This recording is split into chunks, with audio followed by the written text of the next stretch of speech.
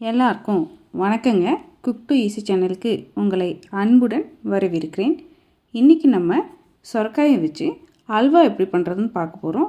வாங்க எப்படி பண்ணலான்னு பார்க்கலாம். சொரக்காய் அல்வா செய்கிறதுக்கு நம்ம எப்பயுமே நல்ல ஃப்ரெஷ்ஷான சொரக்காயை தாங்க எடுத்துக்கணும். நான் இப்போ தான் இந்த சொரக்காய் வாங்கி கட் பண்ணி வச்சுருக்கேன். இதில் சைடில் பிசின் மாதிரி நமக்கு லைட்டாக வரும். அதெல்லாம் க்ளீன் பண்ணிவிட்டு தோலை சீவிட்டு உள்ளே இருக்கக்கூடிய அந்த விதை பகுதிகளெல்லாம் எடுத்துகிட்டு நம்ம தோல் சீவி இதை எப்படி அல்வாவா பண்ணுறதுன்னு பார்க்கலாம் வாங்க. தோல் சீவிங்க பாருங்கள், உள்ளே இருந்த சதைப்பகுதியெல்லாம் எடுத்தாச்சு. இப்போ இதை நல்லா நம்ம கேரட் துருவுறதுல பெரிய பல் இருக்கிறதுல வச்சு நல்லா துருவி எடுத்துக்கணுங்க. நல்லா துருவி எடுத்ததுக்கப்புறமா நமக்கு அளந்து எடுத்துக்கணும். அதுக்கப்புறமா நம்மளுடைய ப்ராசஸ் என்னங்கிறத பார்க்கலாம் வாங்க. நமக்கு நல்லா சொரக்காயை துருவி எடுத்தாச்சுங்க. இப்போ இந்த சொரக்காயை மெஷர்மெண்ட் கப்பில் நம்ம அளந்து எடுத்துக்க போகிறோம். முடிஞ்ச அளவுக்கு நீங்கள் நல்ல பெரிய பல் இருக்கிற மாதிரி இருக்கக்கூடிய அந்த கேரட் திருவரில் வச்சு திருவுங்க. நம்ம அளக்கிறதுக்கு முன்னாடி இந்த சொரக்காயை நல்லா கையில் பிழிஞ்சிக்குங்க. பிழிஞ்சிட்டு அதில் இருக்கக்கூடிய எக்ஸஸ் வாட்டர்லாம் எடுத்துட்டுங்க அந்த சொரக்காயை மட்டும் நீங்கள் இது மாதிரி மெஷரிங் பவுலுக்கு மாற்றிக்கிங்க.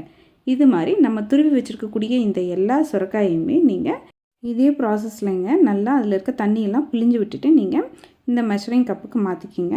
நான் இங்கே 250 கிராம் மெஷரிங் கப்பில் அளந்து எடுத்திருக்கேங்க. எனக்கு கிட்டத்தட்ட 1.5 கப் அளவுக்கு எனக்கு துருவின சொரக்காய் இருக்குங்க. நான் இங்கே 1/4 கப் அளவுக்கு நெய் எடுத்திருக்கேன். இப்போ நம்ம எடுத்துருக்கக்கூடிய இந்த சொரக்காய் துருவலுக்கு 1/4 கப்பு நெய் போதுமானதாக இருக்கும். இந்த நெய்யை நம்ம நல்லா அடிக்கணமான பாத்திரத்தில் ஊற்றி உருக்கிட்டு அப்புறமா நம்ம ப்ராசஸ் என்னென்னு பார்க்க போகிறோம் வாங்க. நல்ல அடிக்கணமான பாத்திரம் எடுத்துக்கோங்க. அந்த பாத்திரத்தில் நம்ம எடுத்து வச்சுருக்கக்கூடிய இந்த 1/4 கப்பு நெய்யை சேர்த்துக்குங்க. நெய் நல்லா சூடாயிடுச்சுங்க. இப்போ நம்ம துருவி வச்சுருக்கக்கூடிய இந்த சொரக்காயை இந்த நெய்யில் சேர்த்து நல்லா ஃப்ரை பண்ண போகிறோம். இந்த ப்ராசஸ் எல்லாத்தையுமே நம்ம சிம்மில் வச்சு தான் பண்ண போகிறோம். ஏன்னா சொரக்காய் இதில் நெய்யில் நல்லா ஃப்ரை ஆகி வரணுங்க. கிட்டத்தட்ட 80% சொரக்காய் நம்ம நெய்யில் ஃப்ரை பண்ணுறதுலையே வெந்துடணும். அதனால் எவ்வளோக்கு எவ்வளோ கம்மியான தணலில் நீங்கள் இந்த ப்ராசஸ் செய்ய முடியுமோ அவ்வளோக்கு அளவு கம்மியாக நீங்கள் தணலை வச்சுட்டுங்க இதை ஃப்ரை பண்ணணும். நம்ம எடுத்துருக்கக்கூடிய இந்த அளவு சொரக்காய் நல்லா நமக்கு ஃப்ரை ஆகி வர்றதுக்கு கிட்டத்தட்ட 20லேருந்து 25 நிமிஷம் போல் ஆகுங்க. நீங்கள் இது மாதிரி மூடி போட்டு வச்சு ஒரு 4 நிமிஷத்துக்கு ஒருக்கா எடுத்து விட்டு நீங்கள் திரும்பவும் ஃப்ரை பண்ணிவிட்டு மூடி போட்டு வச்சு இதே ப்ராசஸை நீங்கள் செய்யலாம். நமக்கு சொரக்காய் ஒரு ஸ்டேஜில் நல்லா நெய்யில் ஃப்ரை ஆகிங்க நமக்கு கமன்னு வாசனை வரும். அந்த ஸ்டேஜ் வரைக்கும் நம்ம இதை நல்லா ஃப்ரை பண்ணிக்கிட்டே இருக்க போகிறோம். கிட்டத்தட்ட 25 நிமிஷம் போல் நான் இங்கே நல்லா ஃப்ரை பண்ணியிருக்கேங்க. பாருங்கள் உங்களுக்கு எப்படி சொரக்காய் ஃப்ரை ஆகி வந்திருக்குன்னு. நல்லா கமன்னு வாசனையும் வர ஆரம்பிச்சிருச்சுங்க. நல்லா நமக்கு சொரக்காய் ஃப்ரை ஆகி வந்துருச்சு. இதுதான் கரெக்டான ஸ்டேஜுங்க.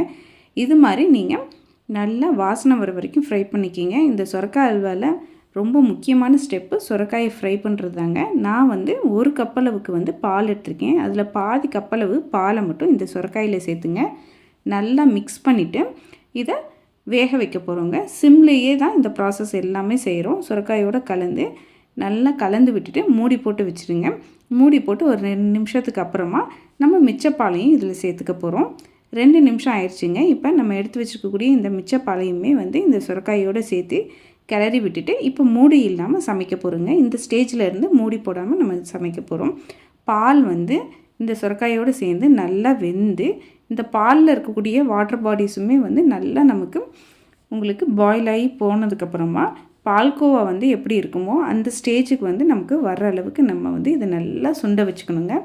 இப்போ பாருங்கள் இதில் இருக்கக்கூடிய தண்ணி சத்துலாம் போயிடுச்சு. இப்போ இந்த ஸ்டேஜில் நம்ம இந்த சொரக்காய் அல்வாவுக்கு தேவையான இனிப்புக்காக ஃபஸ்ட்டு 2லேருந்து 3 டேபிள் ஸ்பூன் அளவுக்கு மில்க் மேட் சேர்த்துக்கிறோம். இந்த மில்க் மேட் நமக்கு நல்ல ஒரு ரிச்னஸை கொடுக்கும். அதே மாதிரி இங்கே நம்ம எடுத்துருக்கக்கூடிய அளவுக்கு 1/2 கப் அளவுக்கு சர்க்கரை நம்ம சேர்த்துக்கிறோங்க. இது ரெண்டையுமே இந்த சொரக்காயோடு சேர்த்துங்க. நல்லா கலந்து விடுங்க. நம்ம சர்க்கரை சேர்த்ததுக்கப்புறமா நல்லா இலகி வரும்.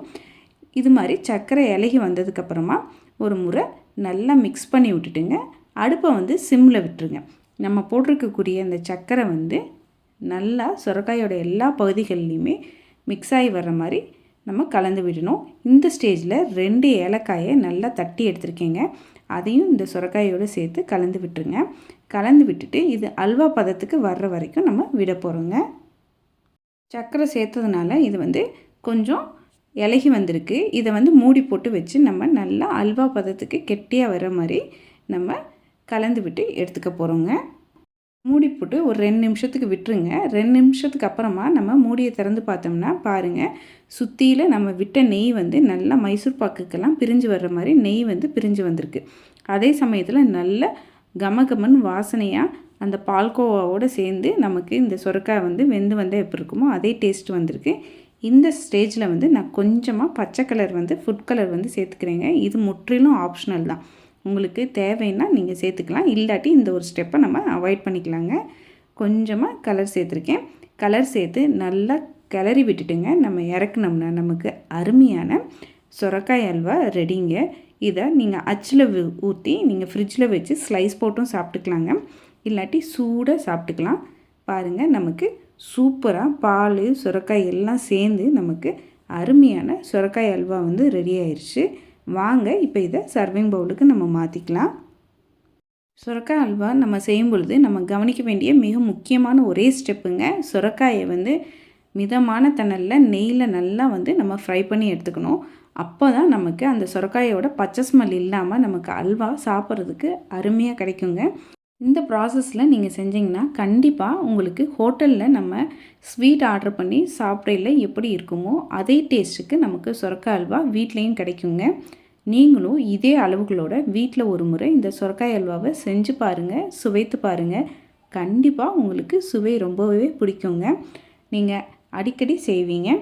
உங்களுக்கு இந்த சுரைக்காய் அல்வா ரெசிபி பிடித்திருந்தால் குக் டு ஈஸி சேனலை லைக் பண்ணுங்கள், ஷேர் பண்ணுங்கள், கமெண்ட் பண்ணுங்கள். மறக்காமல் குக் டு ஈஸி சேனலை சப்ஸ்கிரைப் பண்ணிக்கோங்க.